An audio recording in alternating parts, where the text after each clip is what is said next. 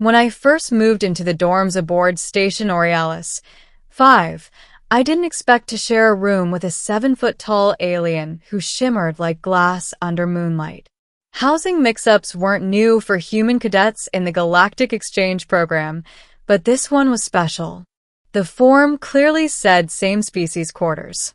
Yet, when I dragged my duffel bag in, she was already there, elegant, glowing, and staring at me like I'd walked into a sacred shrine barefoot. Her name was Viereth. She was a Kalari, a crystalline species whose bodies refracted light into colors when they felt emotion. Right now, she glowed red, which I later learned meant annoyed beyond belief. "You're human," she said flatly. "That cannot be correct." "Yeah, well," I sighed, tossing my bag onto the bunk. "Tell that to the housing AI." For the first few days, we mostly ignored each other. She studied star harmonics at the academy while I worked toward my xenobiology degree. Our schedules rarely overlapped. But living with a Kalari was impossible to ignore. Her skin sang softly when she dreamed, like wind chimes echoing through water. Once, I asked if she could turn it off.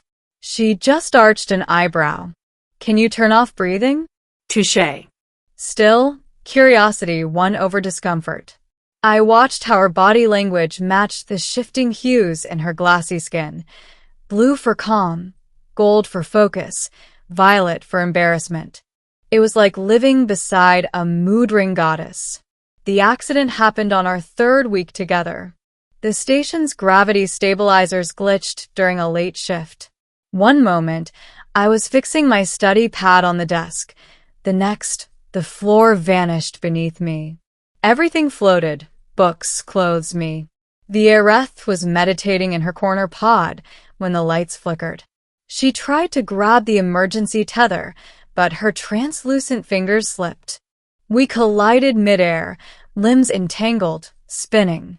"Watch it, human," she yelped, glowing bright magenta. "I'm trying," I gasped, twisting to avoid smashing into the ceiling. We crashed into her hammock pod. Kalari hammocks were delicate things, made of living fiber that pulsed with biolight. I landed first, and somehow, she landed on top of me. The pod hummed. The lights went crimson. Then, Viereth froze completely. Her eyes widened in horror. "Oh no." "What?" "You're under me." I noticed. "That's," she stammered, her glow flickering wildly. "Forbidden." Apparently, in Kalari biology, physical contact beneath their core center was sacred. Whoever ended up beneath a Kalari during resonance contact was considered part of a bond ritual, a deeply intimate exchange of life-light. In short, I had accidentally initiated a mating rite. We untangled instantly. She shot to the far side of the room, cheeks, or what passed for them, glowing orange with panic. "Do not move," she hissed. "If we complete the resonance cycle, you. Oh, stars." I floated helplessly, bumping into the wall. "Viereth, calm down. It was an accident." She clasped her head, shimmering in frantic colors. "The pod already registered contact. It thinks we're linked." "Linked." She stared at me, mortified. "You may start hearing me soon." "Hearing you?" That's when her voice echoed in my skull, soft, melodic, inside my mind. Like this. For 3 days, we couldn't hide it. Every time she felt strong emotion, I caught whispers of her thoughts, memories, sensations, even fragments of her dreams. It was like standing in sunlight that carried feelings instead of warmth. She, in turn, could sense my emotions too. Whenever I tried to pretend I wasn't nervous, she'd glare and say, "You're thinking too loudly." It was torture. For her, embarrassment. For me, confusion mixed with fascination. I learned she adored human tea, but hated our music. Too flat, too literal. She discovered I was lying when I said I wasn't afraid of her people. And somewhere between those awkward telepathic echoes, something unexpected bloomed. Understanding. One night, unable to sleep, I found her sitting by the viewport, knees drawn up, light dim and soft. "I can hear your heart," she said quietly. "Even when you sleep, it hums." "That's creepy." "It's comforting," she corrected. Then, after a pause, "Do you resent this link?" "I thought about it. I thought I would. But it's kind of nice.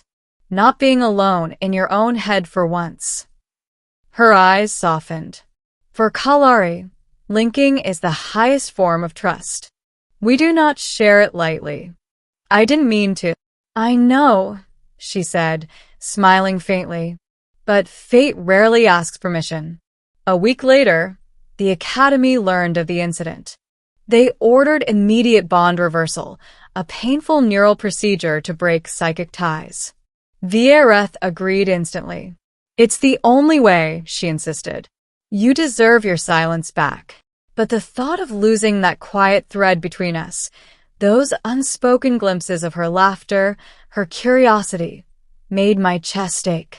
During the procedure briefing, the medic explained the risks: temporary memory loss, sensory dissonance, even emotional blanks. I watched Viereth nod solemnly, pretending she wasn't afraid. Through our bond, I felt her fear vibrating behind her calm face. That's when I made a decision. When the medic stepped out to prepare the equipment, I caught her hand. "We don't have to do this," I whispered. She blinked. "If we don't, you'll be stuck hearing me forever." "Maybe I don't mind." Her glow deepened to soft lavender. "You don't understand what that means for us. The Kalari Council will exile me for. Then we'll go somewhere else." Her breath hitched. "You would abandon your species for this?" "Maybe I just like the sound of your voice in my head." She laughed then, a bright, crystalline chime that made the lights flicker. We didn't go through with the reversal. Instead, we escaped, took a supply shuttle and drifted beyond Aurealis 5, toward the uncharted fringe. The station's security probably still lists us as missing in transit. We found refuge on an abandoned mining moon, carved out a home in its glass canyons. It wasn't paradise, but it was ours. The bond grew stronger. I could feel her emotions like pulses of color in my chest. She could sense my thoughts before I spoke them. We learned to use it, to sync our movements, to navigate storms, even to share dreams. Sometimes she'd wake me by whispering, "You humans dream in colors I've never seen." And I'd answer, "That's because you are one of them now." Months passed. Once, while repairing a comm beacon, I nearly fell into a plasma trench. Before I even shouted, she was there, teleporting in a burst of resonant energy, catching me mid-fall. "Don't do that again," she scolded, trembling. Worried. "You almost broke the only connection I have left," she said softly. Then, without hesitation, she touched my forehead. The bond flared, and for the first time, I saw through her eyes, the shimmer of cosmic threads, the vibration of light as music, the way she saw me not as flesh, but as a constellation of warmth. "You're beautiful," I whispered, dazed. "You are loud," she teased. "But yes, beautiful too." Our peaceful exile didn't last forever. One night, we picked up a faint transmission. The Kalari Council's ships were searching the sector. Vieretha's light dimmed in dread. "They will not stop," she said. "They fear what we are." "What are we?" Her gaze met mine steady. Proof that difference doesn't divide. It binds. We powered down the beacon and hid deep within the canyon labyrinths. But when the patrol ships finally scanned our position, there was no running left.